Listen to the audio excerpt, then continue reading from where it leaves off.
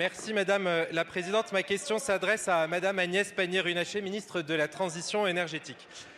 Madame la Ministre, le 17 octobre dernier, vous avez obtenu un accord historique au Conseil européen sur la réforme du marché européen de l'électricité.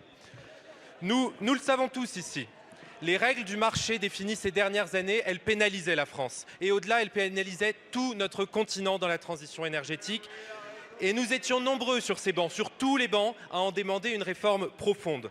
Une réforme et pas une sortie, pas un Frexit à la fois absurde et dangereux, parce que oui, nous avons besoin d'électricité à chaque instant, nous avons besoin de l'échanger avec nos voisins et nous en avons besoin pour notre sécurité d'approvisionnement. C'est ça la souveraineté nationale. Nous l'avions fait de manière transpartisane dans la commission d'enquête parlementaire dont j'ai eu l'honneur d'être le rapporteur. Nous l'avons porté ensemble. C'est vous, Madame la Ministre, qui avez porté cette réforme. Et grâce à vous, non, le nucléaire ne sera plus un paria à Bruxelles. Merci et bravo. Merci. La parole... Vous avez obtenu... Ah pardon, je croyais que... Merci Madame la Présidente. Vous avez obtenu cet accord grâce à l'Alliance des pays du nucléaire que vous avez su initier, que vous avez fait vivre. Quel contraste, Madame la Ministre. Quel contraste avec les démagogies de certains dans cet hémicycle, qui étaient tous en retard.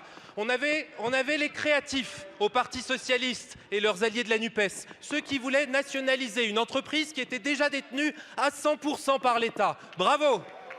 Et puis nous avions les grands réactifs au Rassemblement national, tellement réactifs qu'ils voulaient supprimer un dispositif, l'Arenh, dont on négociait déjà la sortie et le successeur. Bravo. Ce qui compte, Madame la Ministre, c'est d'avoir maintenant la loi de production annoncée par le Président de la République. Et je vous demande donc quelles sont les prochaines échéances, quelles sont ses orientations. Nous sommes nombreux sur ces bancs à être prêts à la soutenir dans un esprit transpartisan et non politicien. Je vous remercie.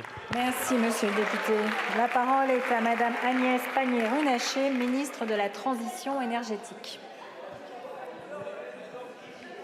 Et oui, je travaille, monsieur le député. Merci, madame la présidente, mesdames et messieurs les députés, monsieur le député Armand. Permettez-moi, avant de vous répondre, de paraphraser le président de la République. Tout le monde nous disait que c'était impossible et pourtant nous l'avons fait parce qu'il ne connaissait pas la France et il ne connaissait pas l'Europe.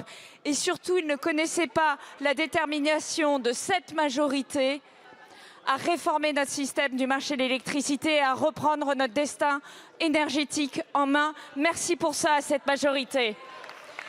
Il ne connaissait pas notre détermination à obtenir de la Commission européenne et de notre voisin allemand un accord qui soit favorable aux Français et favorable aux Européens. Cette détermination pour bâtir notre souveraineté et notre compétitivité et surtout pour répondre aux défis de ce siècle, sortir des énergies fossiles pour mieux lutter contre le dérèglement climatique.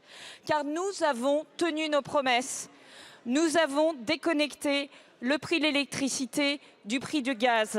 Nous avons obtenu la reconnaissance du nucléaire et nous reprenons le contrôle des prix de l'électricité.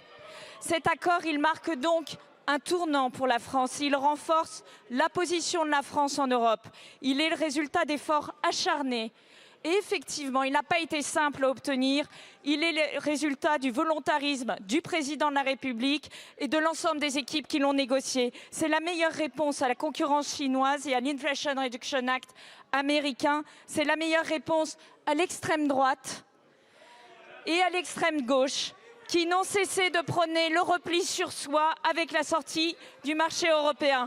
Maintenant que cet accord est en place, nous nous tournons vers l'avenir avec la loi de production énergétique auquel vous avez contribué avec des groupes de travail qui ont réuni l'ensemble des groupes de cet hémicycle constructif. Nous allons donc avancer avec ces lois.